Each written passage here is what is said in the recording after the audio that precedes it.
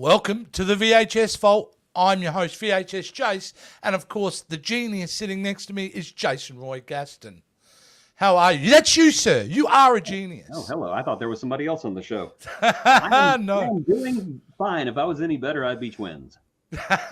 Brilliant.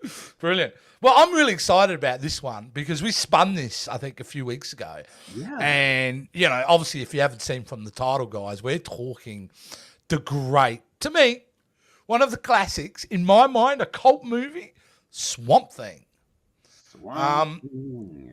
You make my heart sing. Yes. Now, I have very distinct memories of seeing this on VHS. In fact, when I went to the video store, I think this was the cover I saw. And being a prepubescent boy of about 9, I didn't mind me some Adrienne Barbeau. Barbeau, who was famously one of the girls in Cannonball Run, driving the Lamborghini. Yes. My first memories of her was Creep Show. Well, made the same year. So every time I see Adrienne Barbeau anywhere, that's the first thing I think of is, oh, it's the shrew from Creep Show. Yeah. And she's all about plant life that year because she's all about plant life in this movie. And I believe if I remember in Creep Show, that's the same segment, isn't it? The plant one. No, she was in the one about the thing in the crate.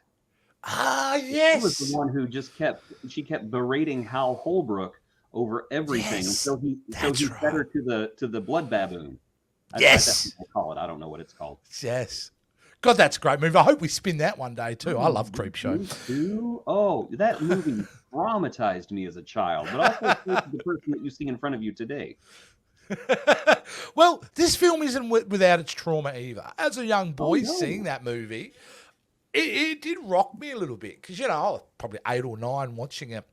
And I'm all in. I'm not sitting there going, I don't think that shot was actually reflective of where the character was. I was just going, what is this movie? What is going on? That thing is terrifying. You know what? You did give me nightmares, and I'm spoiling way ahead there. The creature at the end. Yes. Literally traumatized me for years. I'm just trying to find the image of the guy because it is a horrible looking monster. I'm right there with you. Nope. That's not it. That's not it. That's not it. That's not it. You know what? I'm giving up. We'll bring up the monster later. Well, either way, let me tell you about my experience with Swamp Thing growing up. Whenever I was younger, we got like 3 television channels, 2 during the day, 1 that only showed up at night when the atmosphere was just right. But we ended up getting the cable package, which took our channels from 3 to 10. So we were doing very well. Channel 2 was Showtime. And Showtime was great because they would show movies and it had cursing in them. And that was the only time we ever got to see movies with cursing in them was whenever we saw them in movie theaters. And one of those movies that Showtime showed over and over and over again was Swamp Thing. And I just remember being utterly fascinated by this movie because to me it was, I grew up watching, you know, the creature from the Black Lagoon. And that's what I thought this was. I thought this was some kind of new version of the creature from the Black Lagoon, except this creature was nice. And I don't know what was going on through my head, but something about the journey that Alec Holland goes through in this movie just spoke to me as a kid. And, you know, the fact that he's not fixed at the end, he is exactly where he needs to be. I don't know. I found that that was quite a statement for me as, I guess, a 9-10-year-old boy watching these movies on Showtime between the other things I wasn't supposed to be watching, but I watched anyway. Yeah, absolutely. I think what you're leading into, something we'll get into.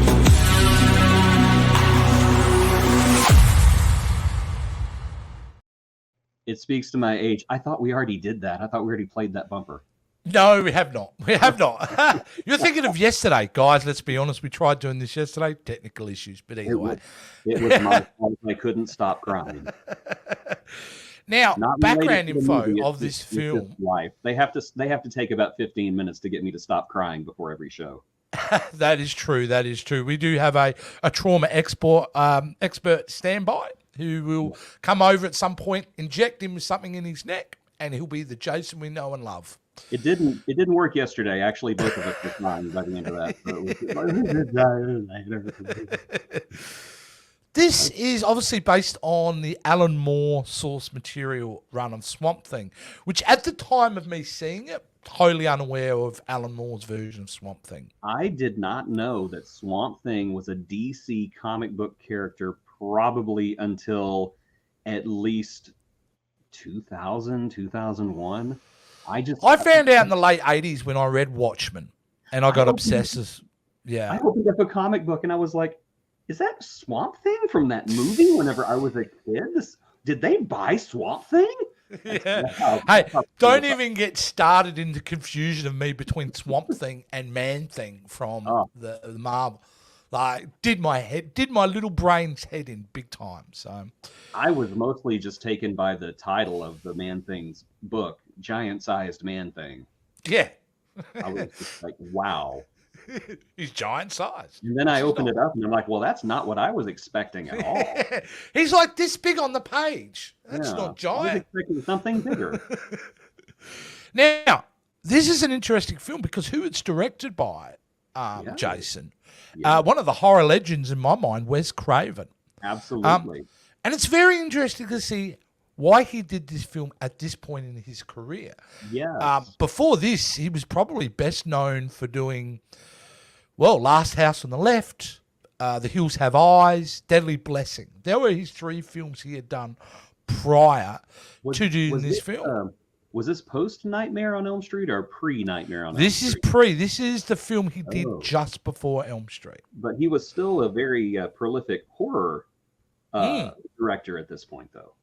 That's right. And he was actually, I can't remember the executive name now. I did have it up before, but I rebooted my computer. Michael Usman had actually bought the property from DC. Now, the reason I mention this executive, he bought 2 properties from DC at the time. Yes, he did. This and Batman. Which you can see his name is in the credits for Batman in the opening sequence. So, here's someone who was pretty young at the time who had projected forward that these properties were worth investing in. The other thing we probably should take note of, at this time, comic books was kind of on the upward slide. We'd had Superman the movie and Superman 2 by this point.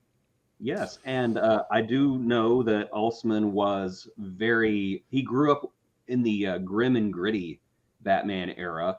That's whenever he got into that. And he was very upset that most people were more aware of the campy Alan West version than they were of the grim and gritty comics. And I will tell you right now, I think that Adam West was brilliant as Batman. It's really a comedy show, dude. Yes, I will die on that hill that Adam West has this deadpan absurdism that just makes him iconic as Batman. It's like he's the only sane person there and he doesn't know anything around him is crazy. I love that. Exactly. But that's not who Alsman saw Batman as. He wanted to see Batman as the Dark Knight, as we see him today. Yes. And he wanted to do I know he wanted to do Batman first, but whenever he looked at everything, he thought, that's going to cost money. I don't have money. Let's do Swamp Thing first, because that won't cost as much money. We'll just dump a bunch of actors in the swamp and say, good luck. Don't let the alligators Good luck. $2.5 million, I believe, was the budget, or 4.5. Yes. I think they did very well with the budget they have. Now, Wes Craven, coming full circle back around to him, he was not aware of this property. It wasn't something he was chasing. He was offered this film.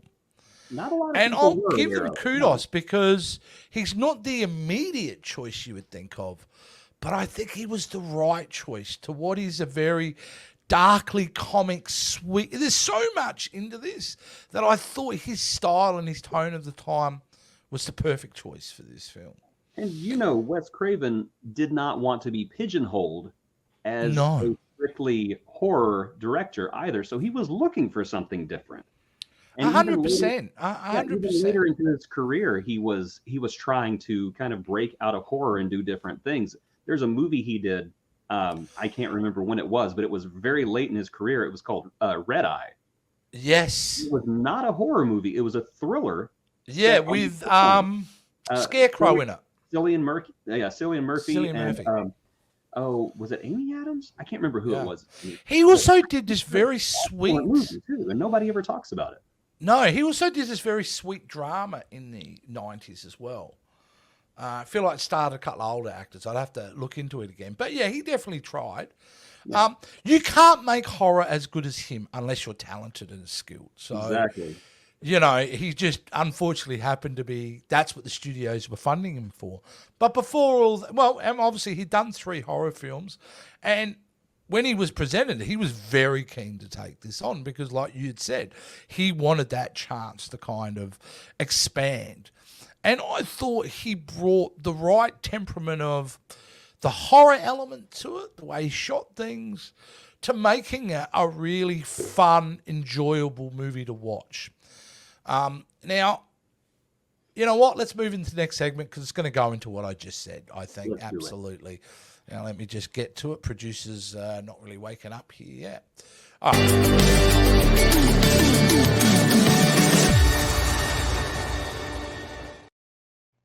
Kind of addressed the first time we've seen this in a way, but I want to talk about the feeling I had when I first saw it was I didn't know whether I liked this film or not. Like I said, it scared me a bit.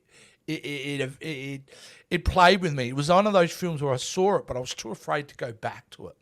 It took me 2 or 3 years to go back to it. Because unlike you, who you could just turn the TV on and look at the TV guide and knew what was playing, I'd have to go back and rent this. And it always kind of like, oh, that movie kind of affected me. And what I was talking about, and I found the picture now, I've just got to show it because... just show the arcane pig wolf thing. Arcane is great, but yes. Like, what is that? Oh, Timon! I'm gonna Hakuna Matata, Timon! No, I was actually thinking he's behind you on the left there. I think Mattel stole someone's Grislaw. Is it not? I mean, the hair's pretty close. You got to admit, right? You got to admit. But, you know, and that's when it gets cheesy. But there's a lot to kind of talk about this film. But the first time was not a great experience. Hold on. That's when it gets cheesy? That? Come on. Oh, I'm very forgiving on this film. Swamp Thing was a guy in a wetsuit that was painted green with some stuff on it. It was a good wetsuit. It was fine. I mean, it was for the budget. It was fine. But I mean, come on, this movie was very aware of how campy it was. Yeah, that's true. It is very true. It's just, yeah, it's campy and it's aware of its campiness. But I think the next level from campy is cheesy, and that's when you get really. But it's a product of its time, and I'm hyper aware of that now. So, but the first time you saw it, Jason, this is what I want to dig into. Were you smitten by it? Were you disturbed by it? Where was your head at the first time you watched it? The first time I watched it, I loved it. I was into horror at a very young age, and I've always been into superheroes either. And I guess my young little dumb mind couldn't make the connection that this was horror and superheroes at the same time. Oh, I never got it the first time this was a superhero film at all. I didn't make that connection, but subconsciously, I guess I did because I was fascinated by it. And as I said, Showtime would show this thing 3 or 4 times a week. And then after a while, it started falling off to where it would only be once every week or once every 2 weeks. And every time it was on TV, I would watch it, and I loved it. And my cousins who were living with us at the time, they would sit down and watch it with me. So from the very beginning, I loved this movie. And that was something I was afraid of whenever I revisited it, because I have not seen this movie since the early 80s. I thought, is this going to be stupid? Is this going to be something that I used to love, but then I watch it again and I don't love it? I still love it. I think it's a good movie. Me too. And you've kind of let the cat out of the bag. Let's move to the next segment.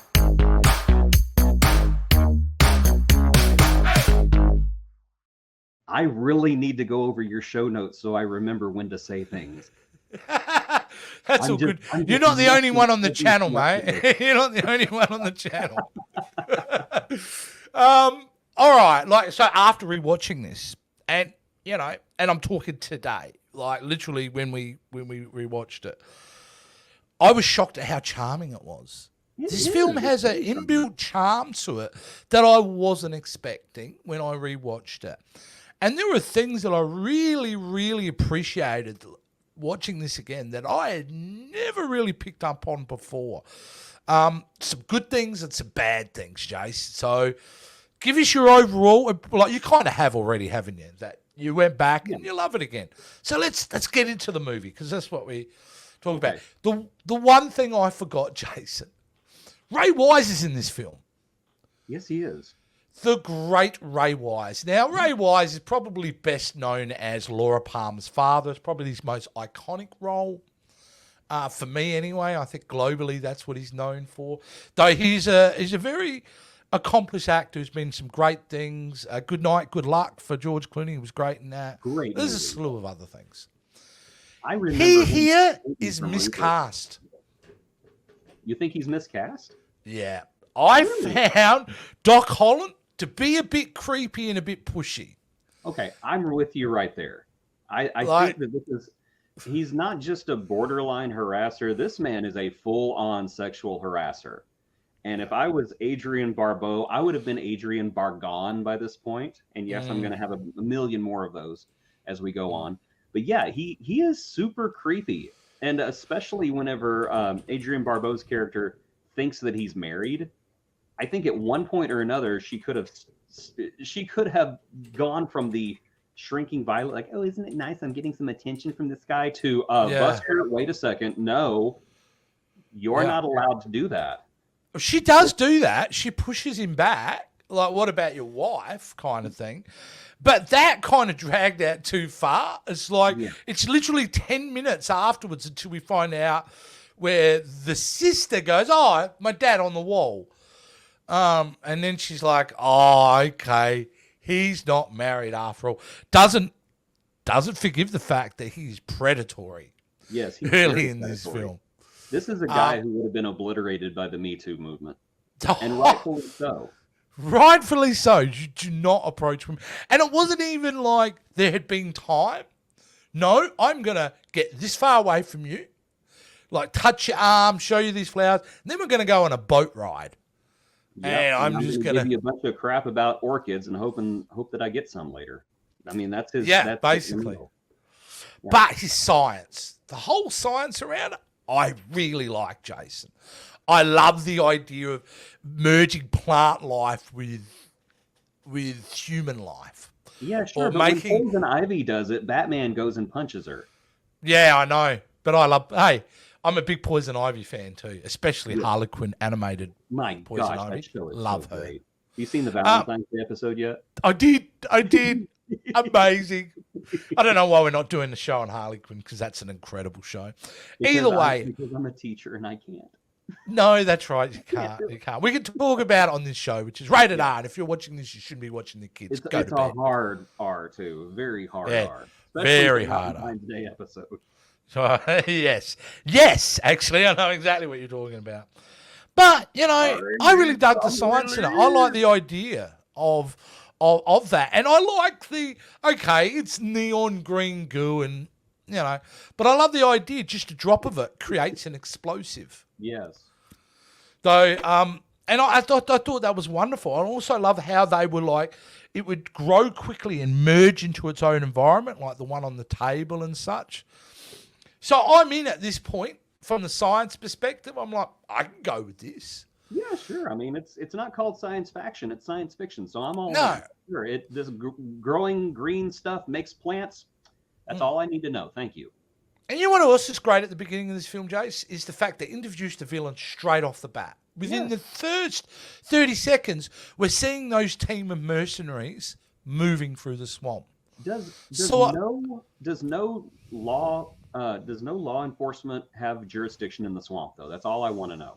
Because it just seems like to me it's a anarchist hellscape where, you know, anybody can just do anything they want and nobody they definitely sell it in the film as it's a lawless land. where Yes. anything can kind of happen. In fact, the science group with all the military guys there and that there, it is sensed that, we're in the middle of nowhere and this is a super secret experiments that we're doing here, which it is. But the main guy, he reminds me of the guy from Jurassic Park, the first Jurassic Park, the trainer with the big hat. Yeah. Like I watched it again and went, oh, that's right.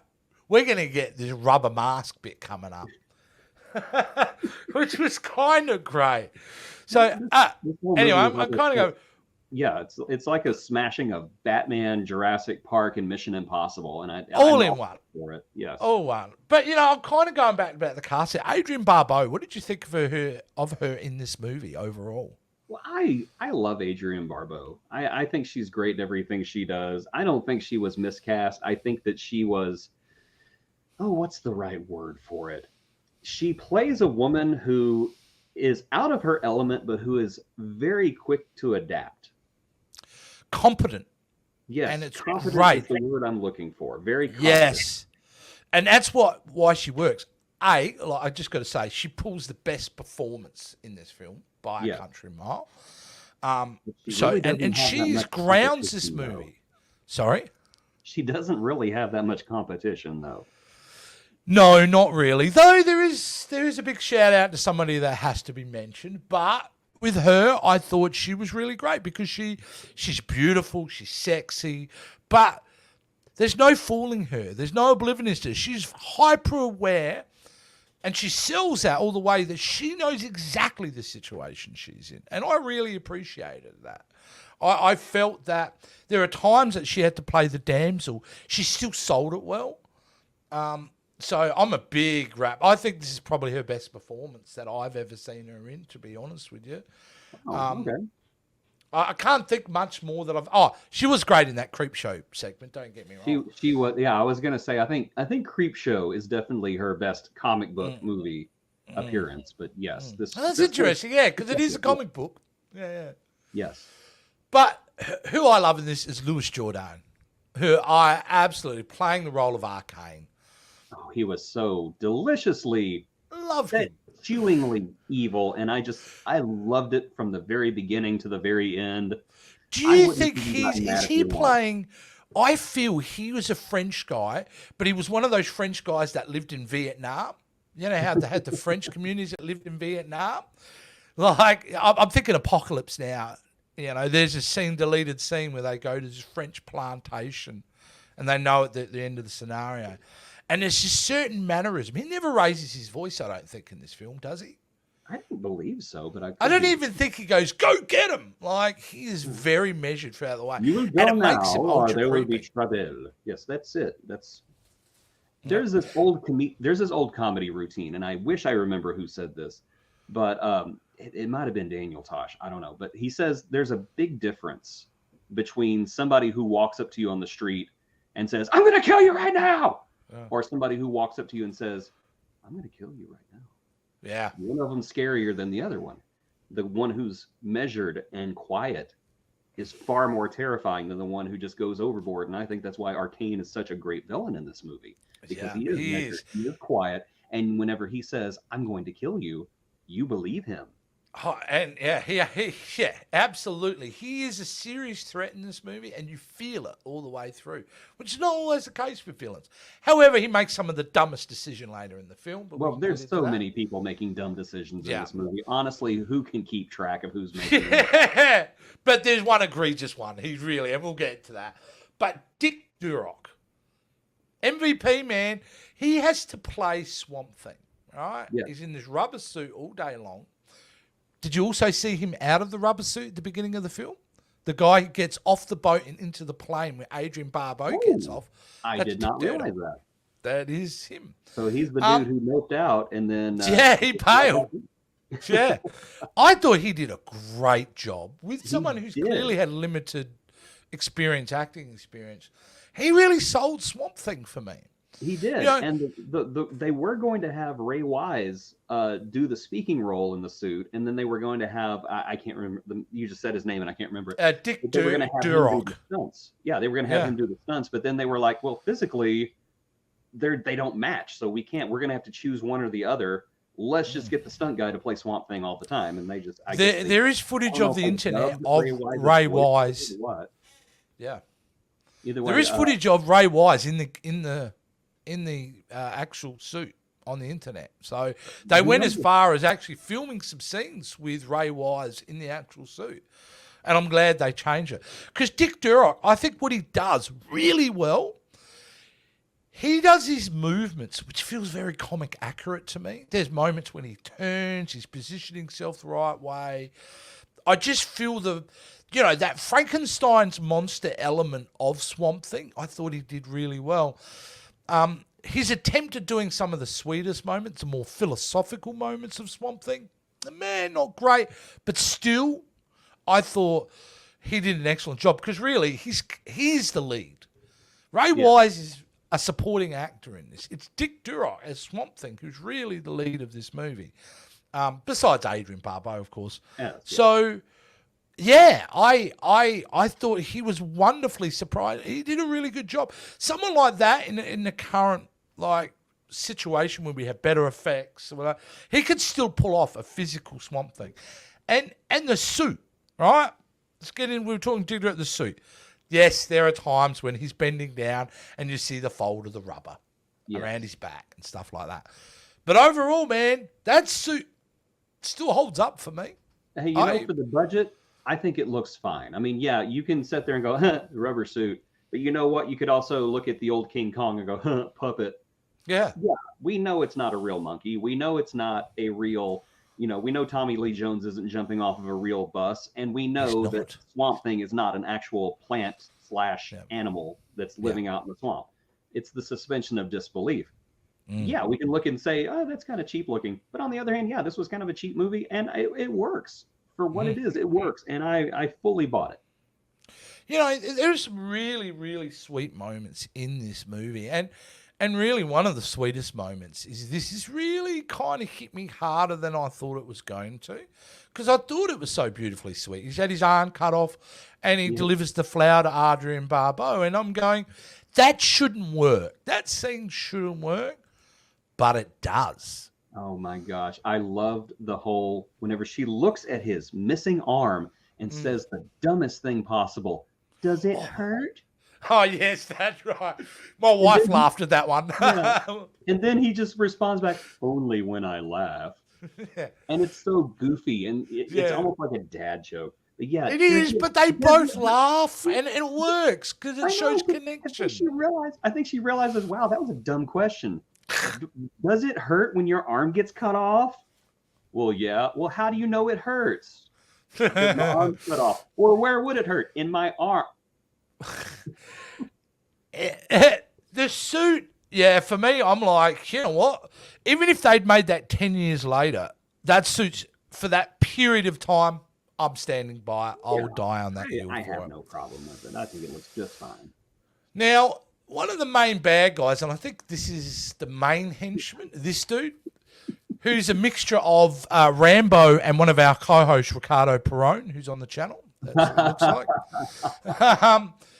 He is unstoppable as a henchman, and he's pretty damn evil, and I didn't mind him at all. Apparently, though, he was extremely difficult to work with. Really? Mm-hmm. Really? Because I don't know, to me, he physically... he did not look that threatening to me. He looked like one of the first two people who would get killed off in a Friday the 13th movie. Oh yeah. I don't know if it was just the curly hair. I don't want to be that kind of person, but he was kind of homely, but not like in a threatening way. He's kind of like homely in that goofy uncle kind of way. Yeah, he didn't look, you're right on that thing. Yeah. And let's face it, someone in that movie watched First Blood.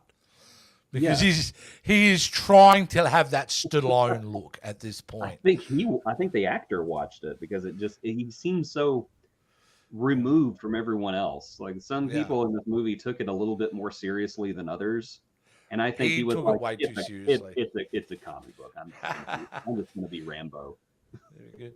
We also have in this film, surprisingly, Steve Urkel appears in this film. No, Reggie Batch, young Reggie Batch, who was great in it. You know what I mean? He's very mysterious. Happens to always be in the right place at the right time, that kid. But, yeah, he was good. Except I've forgotten where I thought, shit, they killed the kid. Remember he's floating in the boat? And I'd forgotten, because it'd been almost 40 years like you since I've seen it. I'm going, hang on a minute. Did they kill the kid in this movie? Yes, thankfully. Yeah. But he got better. But he got better because of Swamp Thing's powers, which was kind of really cool. So I thought he was, I got to say something about Jude. I honestly did not think it was that great of a performance. But I'm gonna preface this, and I know he was just a kid, but to me it almost seemed like they cast Jude, Reggie Bass, yes, Reggie Batts. Reggie Batts. It seems like to me they cast Reggie Batts into a part that was meant to be played by somebody much older, and I'm talking like a man in his like 50s or 60s, because it just seems like every line of dialogue that came out of this kid's mouth sounded like something an old man would say. And I don't know, it was so strange. First of all, why is this 14 or 15-year-old kid manning this convenience store all by himself? How does they said, one of my favorite lines in there is, do you have a gun? Man, what kind of place do you think this is? Of course I've got a gun. It is Florida. It is Florida, yeah. That's interesting you say that. I wonder if it was written at that age, Jason, and an executive's gone, we need a kid in this film. It's a superhero film. We've got to have a kid in here to help you do know sell the movie. Kill off this character, right? Swamp Thing can bring him back. Yes, give me. We're good. As for the plot is functional and it works well. It's a very simple plot. They don't go too over the top, and I think that's a smart choice for this one, because there's a little bit of exposition, but it doesn't try to go into the massive backstory of Arcane or a more backstory about Dr. Holland. It's very much playing out in the moment, and I kind of appreciated that, because really at the end of the day, you've got somebody coming to investigate and support a scientist. There's an accident. He turns into Swamp Thing. They kind of together. Bad guy wants the drug, turns into a monster. They have a battle, end of film. That's the plot. And I appreciate its simplicity. I really did. It is, yes. It's a very simple, point A, point B, point C movie. No need for flashbacks. No need for, character motivations that don't serve the plot. I appreciate that as well. And I think that's why I liked it so much as a kid, so I could keep up with it. And, there's a great little chase scene in the swamp later in this film, which I really liked. Yes. Even got the Wilhelm scream out of in that scene as well. Which was stock sound effects in this movie. Yes. Whenever the list, go back to the movie, and whenever the bad guys show up at Jude's store, I swear they use a sound effect that just stops suddenly. Yes, and there's like a split second of silence, and then the soundtrack kicks in again. Now, I think they spent a whole $2.30 on the sound library. Yeah, I think the sound designer may have been doing a bit too much coke at that period. So it is the 70s, 80s, so probably what was going on. But if the three tenements of this movie come down to Arcane, Adrian Barbeau, and Dick Durock playing Swamp Thing for me. Yeah. And what really sold me with Arcane, I know we're going all over the place, but this is the show, guys. This is what we do. Get used to it. Get used to it.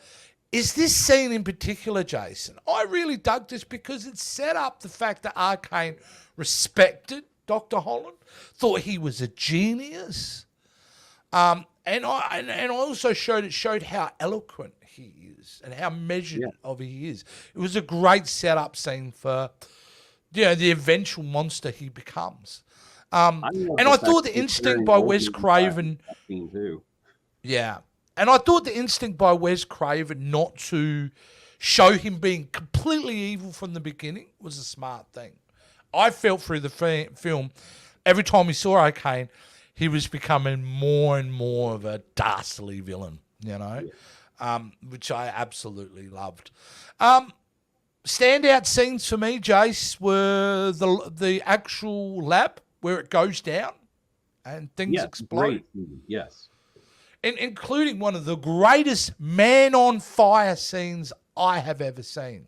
That is a scene that stuck with me whenever I was a kid, is watching Alec get caught on fire and running to go get in that swamp. I don't know why. One shot. Thought of that. Yeah. Oh, did I lose you, Jace? I think I've lost my co-host. She was so excited about Swamp Thing, he's actually paused in time. So I might just remove him and try to add him back in and see if he's coming back. He is not coming back, guys. The movie affected him so much that we lost him. Oh, here he goes. Is he back? No, he's not. Guys, I'm going to take it from here. No. We're not ending the show now. Don't you try to do that. Nobody ends this show but me. And you occasionally. Anyway, yeah, Alec getting set on fire and running into the swamp stuck with me for years. I don't know why. It was a superhero origin, and I loved it. It was one shot, Jace. It was one shot. So, I watched it a couple of times. And I'm like, and I think that's not back in the day when that fireproof gel that they use now. So they were using old school methods of keeping the flame off you to do that. Yeah, I could just see Ray Wise reporting to set, and Wes Craven hits him in the face with kerosene. He's like, "What's this for?" "Oh, you'll find out." You'll Run find for out. The water. Creepy Ray Wise in this film. Either way, now if there's one thing that is probably the most problematic thing in this film for me, is probably the fight scene at the end.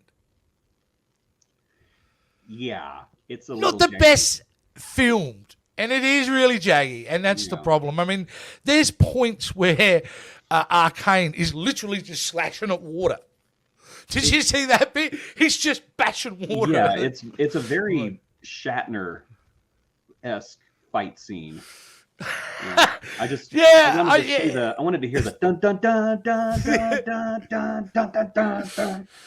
If someone's out there, if they could just edit in a shot of a tree and then a Gorn poking his head out and then going back, splice that into there, would be perfect. Yes. But yeah, look, the creature design, which initially I believe was supposed to be a werewolf, because of things like The Howling and American Werewolf in London, they actually changed it to be that thing that we saw earlier, this thing. Evil Pumbaa. Timon. Let's break it down. It's got a bit of possum happening, I reckon. It's got a bit of possum in there. It's got a bit of wild boar. It's got a bit of... He farts like Timon does. See, that's the other thing that would have worked here. A musical scene. Exactly. Would have been perfect with them doing that classic, that song from... I'm gonna Makuna Yatatas. Come here. You better stop worrying. This film is delightful, guys. If you haven't seen it, you have to measure expectations. And I find this is the problem with a lot of people, Jace, when they go back and watch older films. They expect the quality of movie to look and feel the same as a modern film. Now, you cannot expect that from older films because it was a different time, different tools were being used, different approaches to storytelling were being done. So, for me, my only advice when you're watching things like Swamp Thing or any of the other movies we talk about that are older, just understand and measure expectations and just be in the moment. And I think you'll find a lot of people will get a lot more out of it if they're able to do that. Absolutely. And you can see it as part of the charm.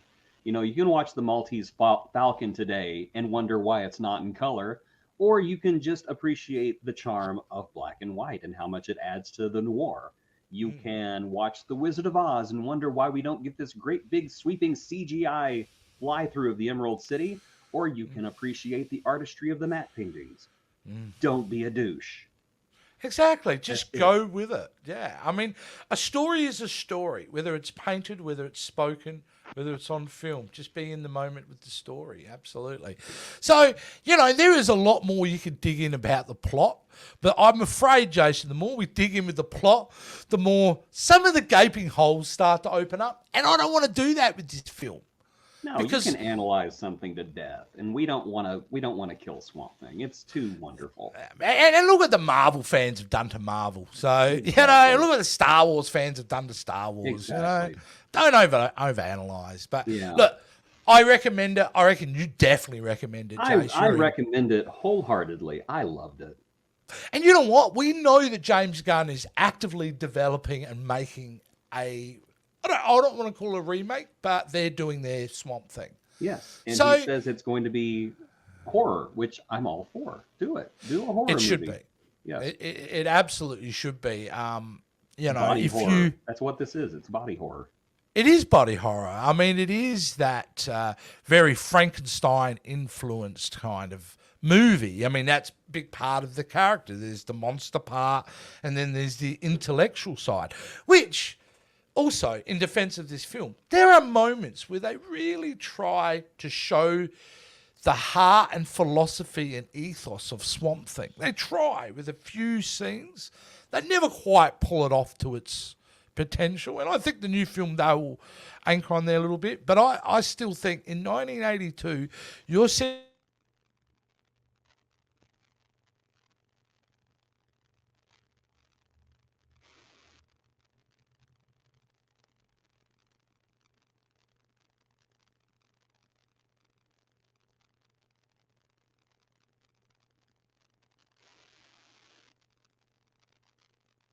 I can't hear you.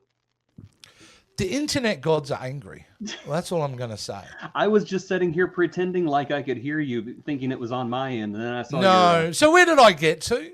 I don't know. All right, I'm going to cut that bit again anyway. This whole shit's going to be so much of this is going to cut up this week. It's going to be like I'm just kind of re-editing the whole thing. Shit, where was I? I'll finish on the part where we said, okay, I got it. There are moments in this that, even minuscule, there are moments where there is some really big things being said that we get the sense of Swamp Thing's ability to look at the world differently now, very profound kind of things. And I appreciate that, and I thought it was wonderful. So, all in all, Jace, go watch it. Go find it. Go seek this movie out and, sit back with a bowl of popcorn and a cold drink and enjoy it. Yes, it's Beauty and the Beast. It's I don't really know if I would call it a love story, but it's definitely a story of somebody coming to somebody else's rescue, and then that person that they rescued coming to their rescue. And it's a battle of good and evil, of right and wrong. And it's done in a very original and charming way. And I think that the campiness and cheesiness just makes it that much more charming. Fully recommend. Absolutely. And you know what? If you watch the whole film, because there's a moment at the end of this film, which you said in the beginning, Jason, which is so beautifully done. The choice of the main character at the end of this film is worth the price of admission alone, as far as I'm concerned. Because it really says something, doesn't it? When he makes the choice to go, I am where I need to be. It's wonderfully It's a sense of peace and acceptance.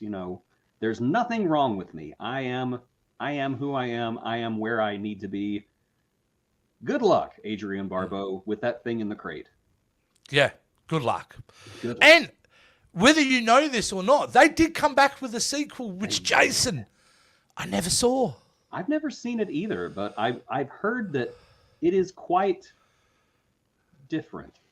Quite different. Well, I believe Heather Locklear is in that one. I believe so. So one day, maybe, I don't know, it might be on the wheel, which we'll be spinning next week. We have to put it on the wheel. I think once we do a movie that's got a sequel, we need to put the sequel on the wheel.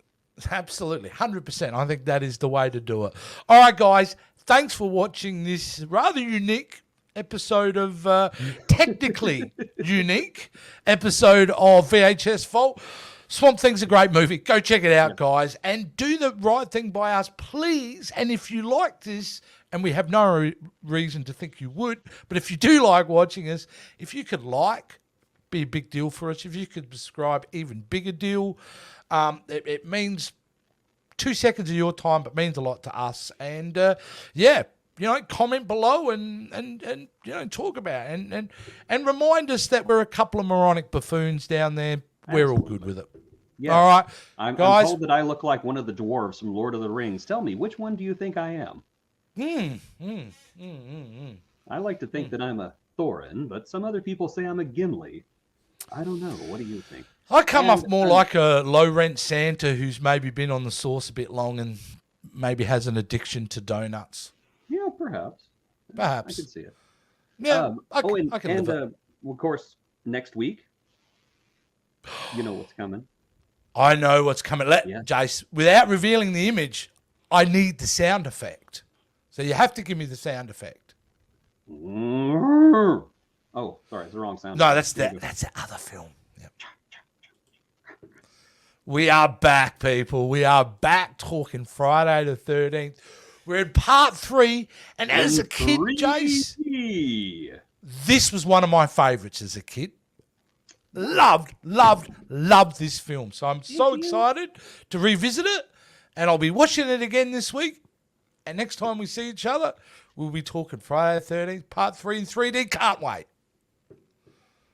It's a movie. How dare you? We'll cut that there. We'll cut that there. How dare you? Knowing that is fucking a horrible film, dude. It is bad. And that's what I'm going to raise now is the fact that, hey, man, I love this as a kid. And shit, I haven't seen it in 30 years. No, actually, I will defend the last time I saw it, and we'll talk about that now. So basically, I'll play the intro, and I'll put the thumbnail up. I'll play the intro, and we'll do it. All right, let me bring up my... Such a weird way to do a show.